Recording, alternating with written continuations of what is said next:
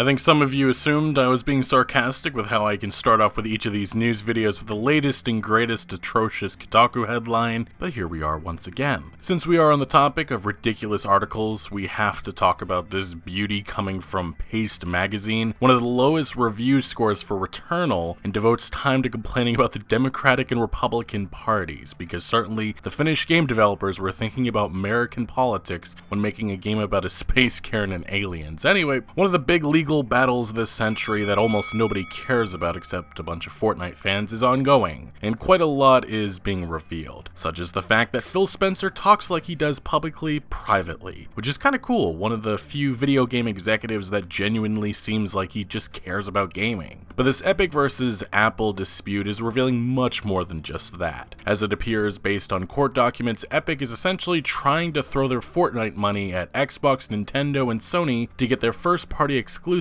on the Epic Games Store. Epic Games actually went as far as offering $200 million for Sony to port 4 to 6 of its first-party exclusives to the Epic Games Store. That offer has thus far not received a response, but very interestingly, it was noted by Epic how Phil Spencer has been meeting with Valve's Gabe Newell, which what that means, who knows. Other than that, this legal battle revealed that Xbox has always operated at a loss with each console sale, Walmart's unannounced cloud gaming service was detailed, Epic revealed that Sony is the only platform holder that charges for crossplay, nearly half of Fortnite's revenue came from the PlayStation 4, Epic pushed Xbox to make multiplayer free, Apple claims that the Epic Games Store won't be profitable until 2027, Epic was forced to apologize to Ubisoft for insane fraud that was happening with the Division 2 on the Epic Games Store, and Epic arguably finessed a lot of smaller game developers, spending just under $12 million on 38 games to be offered free on the Epic Games Store. In turn, Epic gained 5 million new users, an insane return on investment. But the real highlight of this case thus far has been Epic Games' legal team having to clarify that this Banana Man Peely is appropriate with or without clothes, something that came under scrutiny from Apple. Epic's marketing boss infamously having to respond in court saying, "It's just a banana, ma'am." Anyway, at the moment it does seem that many legal experts are very skeptical of Epic's chances to win their antitrust case against Apple, but the battle continues, and with each passing day it seems another bombshell is being revealed about the behind-the-scenes workings of various game companies that Epic Games has had a relationship with. In other news, the Epic Games Store finally got a shopping cart, and Google Stadia finally got a Google search bar. Yes, the search bar company took years to implement a search function into Stadia. The jokes really just write themselves at this point. For what it's worth, I'm pretty certain Google Stadia doesn't actually have a shopping cart function, but as that service now gets basic features, it continues to look like a complete collapse might be near, as Stadia's head of product left Google, and a few notable Stadia employees have departed to join former Stadia boss Jade Raymond's newly established Haven Entertainment Studios. Continuing forward, Marvel's Avengers is back in the news. The live service that has less active players than Black Ops 2 and Arkham Knight on Xbox did something very dumb recently, and that is paywalling much of the rewards for the Red Room Takeover event. This isn't necessarily a shocking reveal, as this game has had a hard-on since day one for locking all of the cool cosmetics behind its overpriced microtransaction store, but I will say, it does come off quite scummy hyping up this event on the game's roadmap and all of the cool skins are only unlockable through the in-game store. Regardless, I really do wonder when Square Enix will pull the plug on this massive misfire. The comparison I can make for Marvel's Avengers and the path the developers are following is EA's BioWare's Anthem, and we all know how that ended.